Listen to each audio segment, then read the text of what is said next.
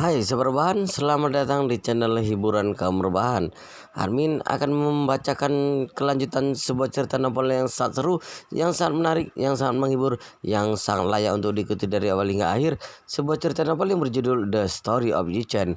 Tetapi sebelum melanjutkannya, pastikan kalian sudah subscribe channel ini dan aktifkan lonceng notifikasinya agar tidak ketinggalan jika admin upload video terbaru. Jika kalian menyukai cerita seperti ini, jangan lupa like. Jika berkenan, share juga ke teman-teman lainnya agar teman-teman lainnya juga mendapatkan informasi dan hiburan di channel ini. Baik, kita lanjutkan di part ke 516 bertepatan dengan bab ke 2494. He Yuan Jiang sedikit tersenyum. Tidak apa-apa, Tuan Xiao, sibuklah dulu jika ada urusan. Setelah itu dia berkata dengan bercanda, oh iya Tuan Xiao, sepertinya berusia sekitar 50 tahun kan? Ya, 50 tahunan. Xiao Changkun mengangguk. Yuan Jing berkata sambil tersenyum. Kalau begitu kamu tidak bisa memanggilku adik. Aku beberapa tahun lebih tua darimu. Aku sudah berusia 55 tahun ini. Apa? Si Cangkun bertanya dengan kaget. Kamu berusia 55 tahun ini? Ya, He Yuan Jiang berkata sambil tersenyum. Aku baru saja merayakan ulang tahunku yang ke-55 bulan Januari tahun ini dan umur kalender lunar 56 tahun. Ekspresi si Cangkun tiba-tiba menjadi tidak enak dilihat. Itu bukan marah, terutama karena merasa minder. Dia pikir He Yuan Jing berusia sekitar 45 tahun, tapi tidak disangka pria ini bahkan 5 tahun lebih tua darinya. Saat ini He Yuan Jing memandang Han Meking dan bertanya kepadanya, oh iya Meking, Tuan Xiao ada urusan dan harus pergi dulu. Bagaimana denganmu? Apakah buru-buru pulang? Jika tidak buru-buru, kita jogging sebentar lagi. Han Meking kebetulan masih belum puas jogging. Dia merasa kekuatan fisiknya dan energinya masih sangat penuh. Setelah mendengar usulan He Yuan Jiang dan dia menyetujuinya tanpa ragu dan berkata sambil tersenyum, baik, aku kebetulan juga belum cukup jogging. Ayo kita jogging sebentar lagi. Setelah berbicara, dia menatap si Cangkun dan Yi-Chen berkata sambil tersenyum, Cangkun, Yi-Chen, kalau begitu aku tidak pulang bersama kalian. Yi-Chen, nanti mengemudilah pelan-pelan. Si Cangkun sangat sedih, ingin menghentikannya, tapi dia tidak tahu harus mulai dari mana. Yi-Chen menerima dan berkata pada Han Meking, Bibi Han, kalau begitu kami pergi dulu. Setelah berbicara, Yi-Chen menarik tangan si Cangkun. Ayah, ayo pergi. Si Cangkun sangat kesal saat masuk ke mobil bersama Yi-Chen. Han Meking sudah jogging lagi bersama He Yuan Jiang. Dia melihat mereka berdua dan berkata dengan marah, Yi-Chen, dia berkata usianya 55 tahun. Bagaimana mungkin orang yang berusia 55 tahun masih begitu muda? Yi-Chen berkata sambil tersenyum. Dia suka olahraga seperti Bibi Han. Alasan mengapa tubuhnya bisa begitu bagus sebagian besar karena olahraga jangka panjang. Si Cangkun mengerutkan bibirnya dan berkata dengan suram, kupikir pria itu tertarik dengan Bibi Han. Yi-Chen berkata dengan santai, Bibi Han begitu hebat, pasti ada banyak pria tertarik dengannya, bukan? Si Cangkun berkata dengan sedikit gelisah, intinya pria ini tampaknya juga lumayan hebat. Profesor MIT, gelar ini saja sudah sangat menakutkan. Mungkin dia akan menjadi lawan terbesarku. Setelah itu dia mau tidak mau menggertakkan gigi dan memarahi. Sial, pria ini sudah pergi ke luar negeri. Karena sudah ke luar negeri, apa tidak bisa tinggal di luar negeri dengan baik? Untuk apa harus pulang? Yi-Chen tidak menganggapnya serius dan berkata sambil tersenyum, orang-orang meninggalkan kampung halaman saat masih muda dan tidak kembali untuk waktu yang lama. Bagaimanapun orang Tiongkok masih berharap bisa kembali ke kampung halamannya di masa depan. Selain itu, dia pulang menjadi profesor, juga berkontribusi pada negara. Setidaknya bisa melatih orang berbakat untuk tanah air. Cecangkun berkata dengan marah, tapi negara juga tidak akan rugi jika kurang dia seorang, terutama orang ini di Amerika. Bibihanmu juga pernah tinggal di Amerika selama bertahun-tahun, pasti memiliki banyak pemikiran yang sama. Bagaimana denganku? Aku bahkan belum pernah melihat seperti apa Amerika itu. Memikirkan dirinya belum pernah pergi ke Amerika. Si Cangkun tanpa sadar membenci Malan. Dia duduk di kursi depan dan berkata dengan nada mengutuk, "Seluruh hidupku sudah hancur, sudah dihancurkan oleh wanita galak Malan itu. Jika bukan karena dia, aku pasti juga sudah menjadi mahasiswa top yang belajar di Amerika. Mungkin juga menjadi seorang profesor di MIT atau Harvard di Amerika." Berbicara tentang ini, dia mengeluh dengan marah. Apa hasilnya? Alhasil baru saja lulus kuliah. Aku benar-benar sudah dikurung si sampah Malan ini dan masih belum bisa pergi darinya sampai sekarang. Yichen mau tidak mau menghibur. Sudahlah, ayah, ada beberapa hal yang tidak bisa dipikirkan dari sisi yang paling optimis. Lihatlah dirimu sekarang. Meskipun pernikahanmu tidak terlalu bahagia, setidaknya kamu sehat. Pikirkanlah dari sudut pandang lain. Jika kamu ditakdirkan akan mengalami kecelakaan mobil atau kamu akan mati terbunuh dalam penembakan saat kamu tiba di Amerika, ibu yang mengurungmu di dalam negeri itu sama saja dengan menyelamatkan hidupmu. Secangkun berkata dengan ekspresi muram, "Kamu tidak perlu membodohiku.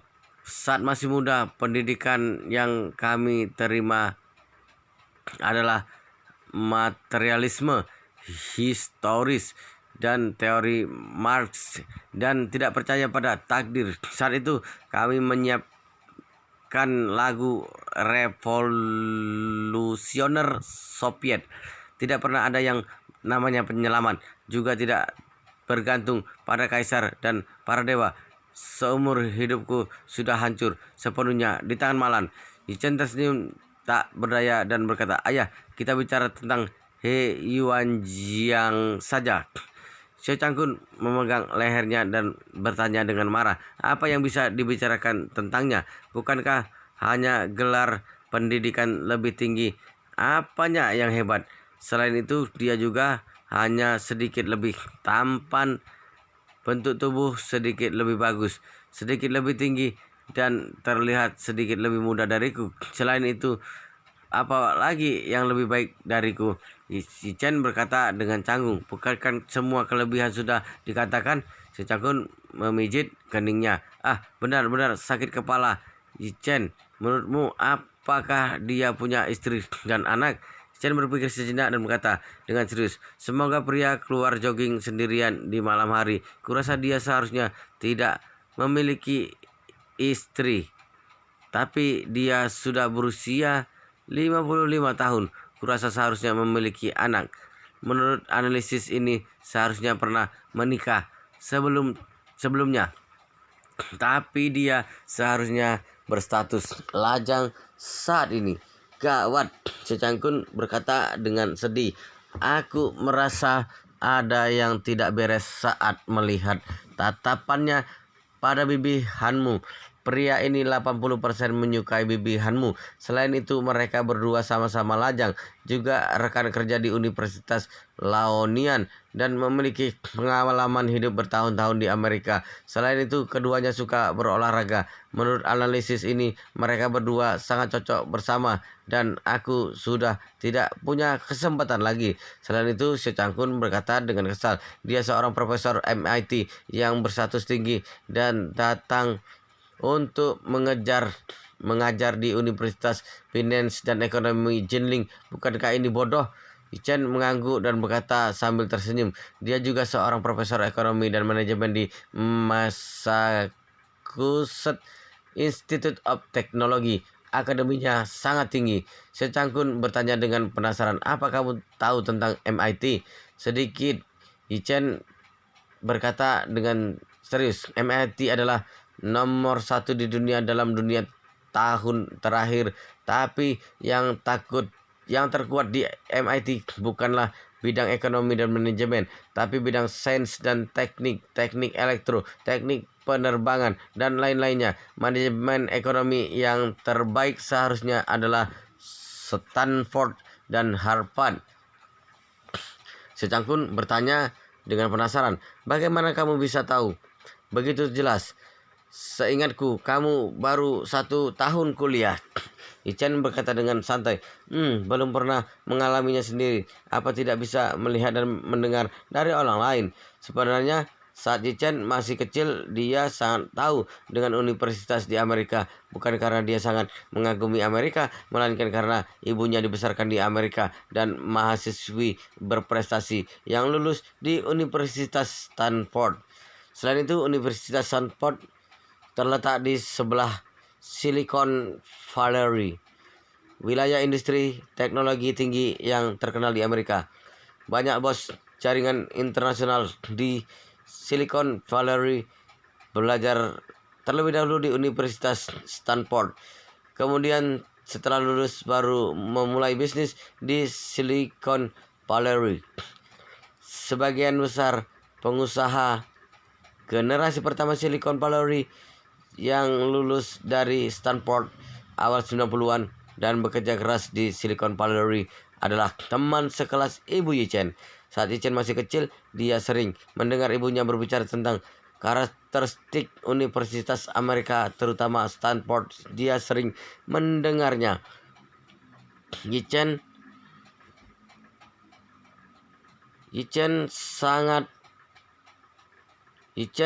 ingat saat dia berusia 5 atau 6 tahun dan ikut ibunya mengunjungi kerabat di Amerika. Ibunya juga pernah membawanya berkunjung ke Universitas Stanford.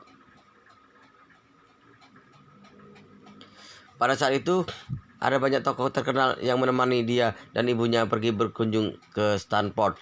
Pada awalnya mereka tidak terlalu terkenal, tetapi untuk saat ini, asalkan mengatakan salah satu dari mereka akan seperti guntur yang masuk telinga di kancah internasional.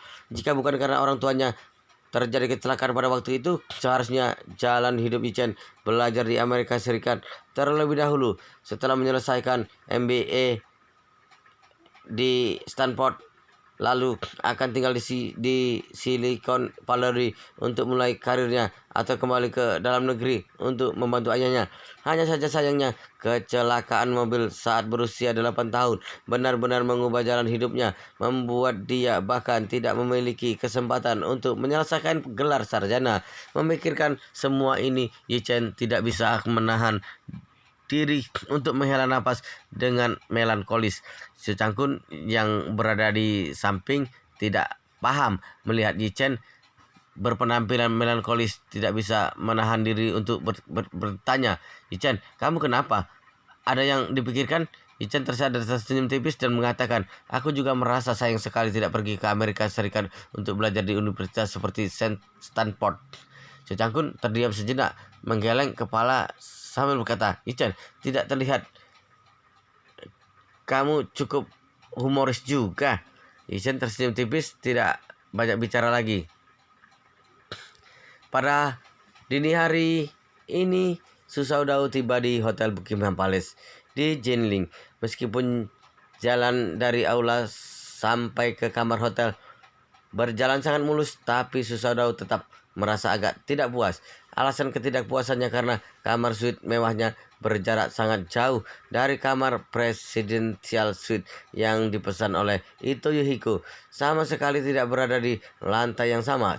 Presidential Suite di Hotel Buckingham Palace berada di seluruh lantai teratas hotel.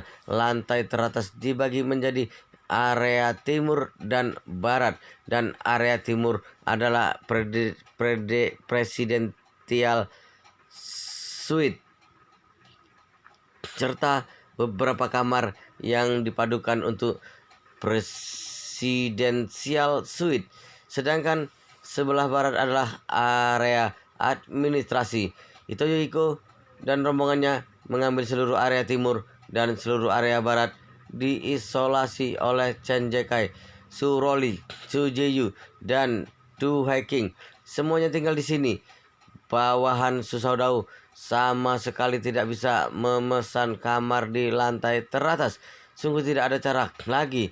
Baru memesan sebuah kamar presidensial mewah untuknya. Suite mewah ini berada di lantai 2, merupakan kamar tertinggi yang bisa dipesan untuk saat ini. Juga merupakan kamar paling dekat dengan kamar Ito Yohiko.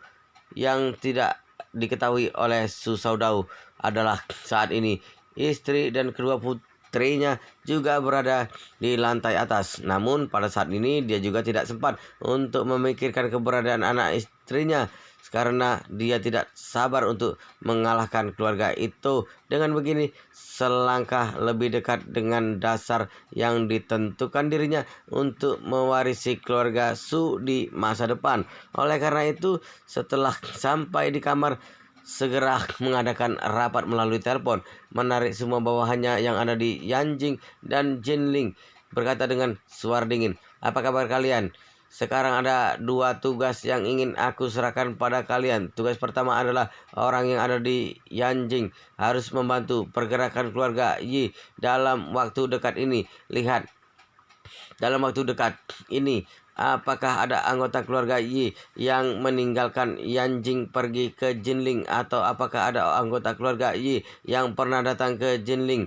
Susadao merasa harus tahu apakah itu Yohiko datang ke Jinling untuk merundingkan kerjasama dengan keluarga Yi. Yang paling penting harus tahu jelas apakah ada anggota keluarga Yi yang datang ke Jinling untuk bertemu dengan Ito Yohiko. Bagaimanapun, Ito Yohiko adalah pemimpin dalam seluruh keluarga itu. Walaupun sudah mulai membiarkan itu Nanaku mengambil alih bisnis keluarga besar, tapi kedudukannya dalam keluarga besar tetap yang tertinggi. Jika keluarga Yi sungguh ingin merundingkan kerjasama dengannya, setidaknya juga harus Yi Changkong yang ke sini untuk berunding langsung dengan itu Yohiko. Kerjasama yang begitu penting. Walaupun Tuan Besar Yi Jongquan yang datang secara pribadi, tidak ada yang salah dengan itu. Selanjutnya dia mengumumkan tugas kedua. Orang-orang kita yang ada di Jinling harus mengawasi itu Yohiko, cari tahu jejak aktivitas itu Yohiko di Jinling, termasuk dia mau pergi kemana, bertemu siapa, bersama siapa, dan apa yang diobrolkan. Sebisa mungkin cari tahu dengan jelas.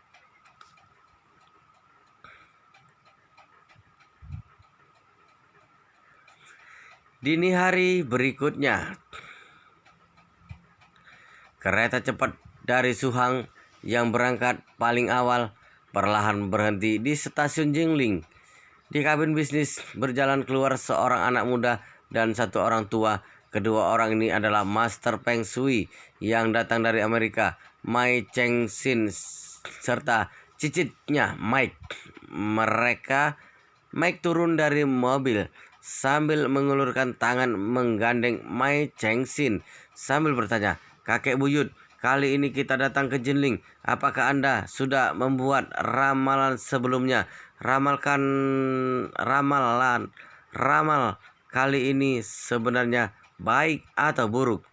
Mike terlalu paham dengan kakek buyut ini. Selama bertahun-tahun ini dia selalu mencari stabilitas. Jadi sejak lama sudah memiliki sebuah kebiasaan, asalkan berpergian jauh, sebelum pergi pasti akan meramal apakah baik atau buruk. Mai Cheng Sin merenung sejenak, berkata, "Hari ini jam 4 pagi aku meramal sejenak. Namun ramalan kali ini agak kacau. Kebetulan nasib baik dan buruk setengah-setengah. Masing-masing menempati setengahnya." Mike mendengar hasil ini wajahnya terkejut sekali. Sejak kecil dia sudah dipengaruhi oleh lingkungan ini, juga mempelajari tentang keberuntungan Peng Shui. Paling takut adalah hasil ramalan yang setengah baik dan setengah buruk seperti ini.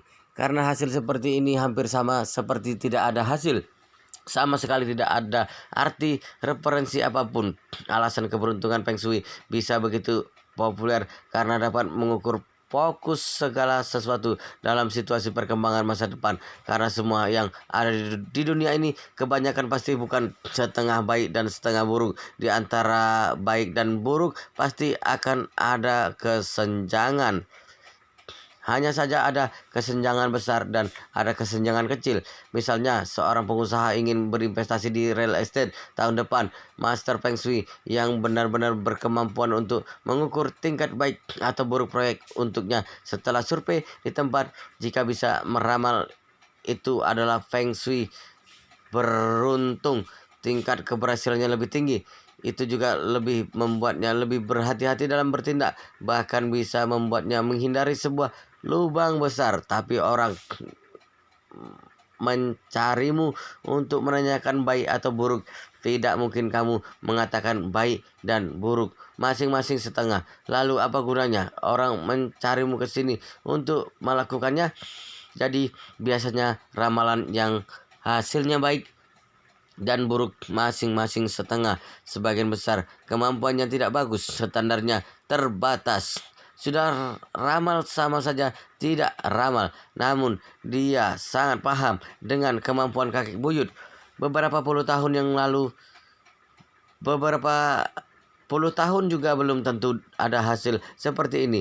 Oleh karena itu, segera bertanya, kakek buyut, jika sungguh baik dan buruk setengah-setengah, apakah itu berarti semua yang ada di Jinling masih belum diketahui? Ma Cheng Sin menggeleng kepala. Semua hal memiliki aturannya. Alasan belum diketahui karena diri sendiri belum melihatnya dengan jelas saja. Jadi sekarang aku merasa semakin yakin Jinling pasti bukan tempat biasa. Pasti ada banyak tokoh hebat yang tinggal di tempat itu. Bagi kita kali ini datang ke Jinling, kemungkinan tidak bisa melihat wajah asli Lusan dan pulang tanpa hasil apa-apa. Kemungkinan juga akan mendapatkan peluang besar. Kemungkinan besar secara tidak sengaja akan menyebabkan bencana besar. Yang disebut hal-hal baik bisa menyebabkan hasil yang buruk, dan hal-hal buruk bisa menyebabkan hal baik. Karena tidak bisa melihat arah di belakang, lalu kita ingin mendapatkan hasil baik, maka hanya bisa berusaha melakukan yang terbaik. Selain itu, jangan sampai melakukan hal-hal kejam dan tidak berperi kemanusiaan. Inilah yang dikatakan oleh nenek moyang. Tapi melakukan hal baik tidak perlu menanyakan masa depan. Selesai berbicara, dia melihat Mike, berpesan dengan tegas, kali ini kita datang ke Jinling. Kamu harus ingat, jangan menonjolkan diri. Jangan menonjolkan diri. Bertemu halangan, usahakan pelan-pelan saja. Jangan tidak sabar. Juga jangan berdebat dengan siapapun. Apakah mengerti? Mike mengangguk dengan sungguh-sungguh dan berkata, kakek buyut, tenang saja. Aku pasti akan melakukan apa yang Anda katakan. Ya, Mai Changsin sedikit mengangguk. Dia sangat paham dengan cicitnya.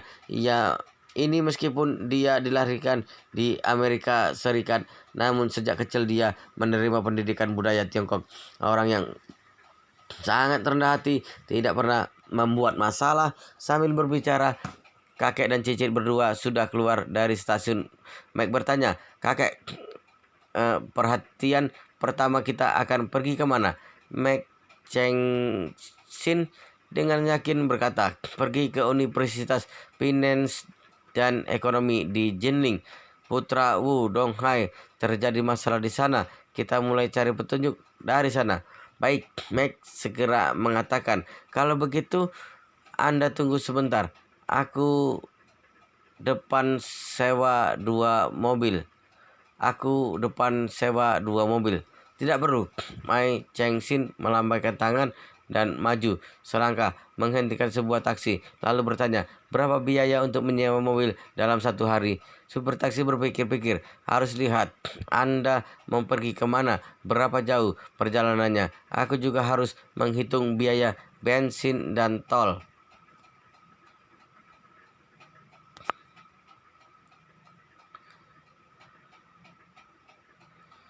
Mai Cheng Sin sambil tersenyum mengatakan, Aku menggunakan mobil di daerah perkotaan. Dalam sehari diperkirakan 1 atau 200 km paling banyak.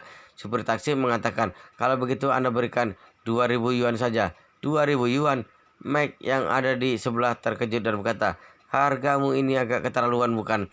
Jangan lihat kami keluar dari stasiun tanpa sadar langsung ingin memahali kami. Wajah supir taksi memerah, kemudian berkata, bagaimana kalau 1,500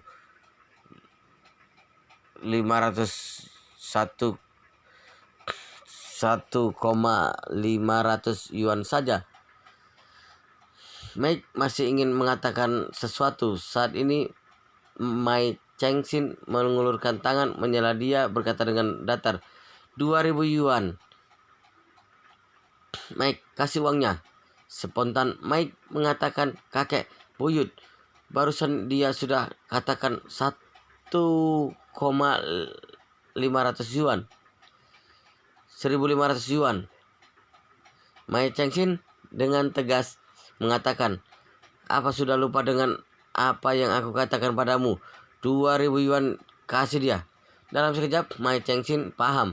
Segera menganggukkan kepala, mengeluarkan uang 2.000 yuan dari dompet dan diberikan kepadanya. Sebenarnya dia bukan pelit, juga bukan tidak sanggup mengeluarkannya. Uang 2.000 yuan ini hanya saja dia agak sulit terima dengan perasaan sengaja dimahali orang. Namun begitu terpikir dengan apa yang kakek katakan, meminta dirinya jangan banyak berdebat dengan orang lain, dia segera tersadar, kemudian mengeluarkan uang dengan ikhlas. Supir senang sekali menerima uang itu, menghitungnya dan dengan cepat segera berkata, silakan masuk mobil. Mike menuntun Mai Chengxin masuk ke dalam mobil. Dirinya sendiri berjalan ke sisi lain dan masuk ke dalam mobil. Supir sambil melaju ke pintu keluar sambil bertanya, kalian baru datang dari luar negeri bukan? Mike bertanya dengan penasaran, bagaimana kamu bisa tahu? Supir sambil tersenyum berkata, di dalam negeri siapa yang akan membawa uang tunai beberapa juta saat bepergian? Kami semua menggunakan pembayaran elektronik yang aman dan mudah. Mike menganggukkan kepala, berkata, kalau ini memang benar pembayaran elektronik dalam negeri memang bagus, jauh lebih berkembang dibandingkan luar negeri. Supir dengan bangga mengatakan, tentu saja itu. Masyarakat tanpa uang tunai. Kamu lihat setelah kami memperkenalkan pembayaran elektronik, pencuri juga jauh lebih berkurang dibandingkan sebelumnya. Selesai berbicara, dia langsung bertanya, kalian berdua akan pergi kemana pada pemberhentian pertama? Mike berkata, pergi ke Universitas Finance dan Ekonomi Chenling. Sejak semalam sampai sekarang, Yi Chen terus memikirkan masalah pengiriman laut.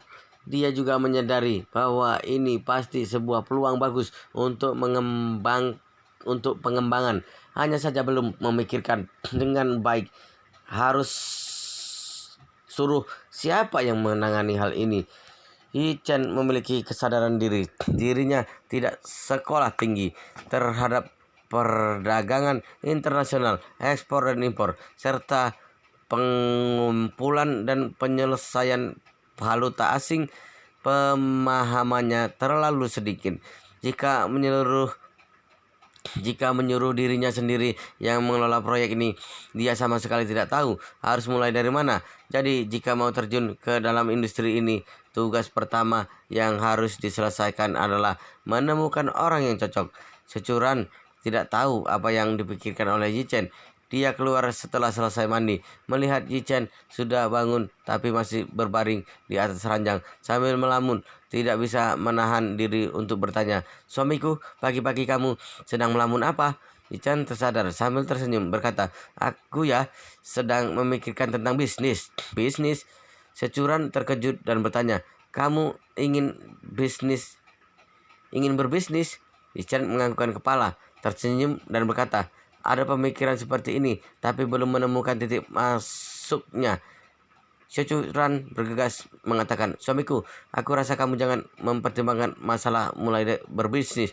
Saya bertanya dengan penasaran, mengapa? Securan bertanya dengan serius. Sekarang keluarga kita juga tidak kekurangan uang. Biasanya kamu meramal Feng Shui untuk orang juga menghasilkan banyak uang. Jika aku berhasil menyelesaikan proyek grup di Hau, maka uang dalam keluarga kita tidak akan habis dibelanjakan. Untuk apa masih harus bersusah payah mulai berbisnis? Ichen dengan serius berkata, tapi istriku, bukankah kamu sendiri sedang berusaha bersusah payah berbisnis?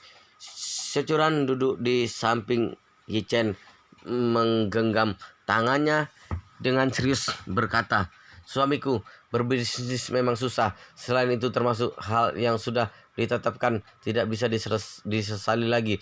Jadi aku tidak ingin kamu susah payah seperti ini juga. Selesai berbicara, Securan menghela nafas dan berkata, selama bertahun-tahun ini kamu bukan hanya perlu merawatku, merawat keluarga, merawat Tante Li yang ada di panti asuhan.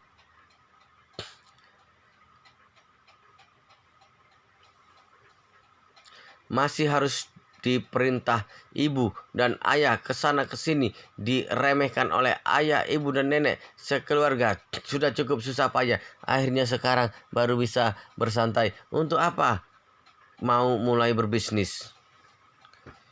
Wow, luar biasa sekali guys, ceritanya sangat seru, sangat menarik, sangat menghibur, sangat membuat kita penasaran jika tidak mengetahui cerita kelanjutannya. Tetapi sepertinya di bab ini sampai di sini dulu, dan kita akan lanjutkan di bab berikutnya di video selanjutnya. Pastikan kalian sudah subscribe channel ini dan aktifkan lonceng notifikasinya agar tidak ketinggalan jika admin upload video terbaru. Jika kalian menyukai cerita seperti ini, jangan lupa like, jika berkenan share juga ke teman-teman lainnya agar teman-teman lainnya juga mendapatkan informasi dan hiburan di channel ini. Baik, kita lanjutkan di bab berikutnya di video selanjutnya.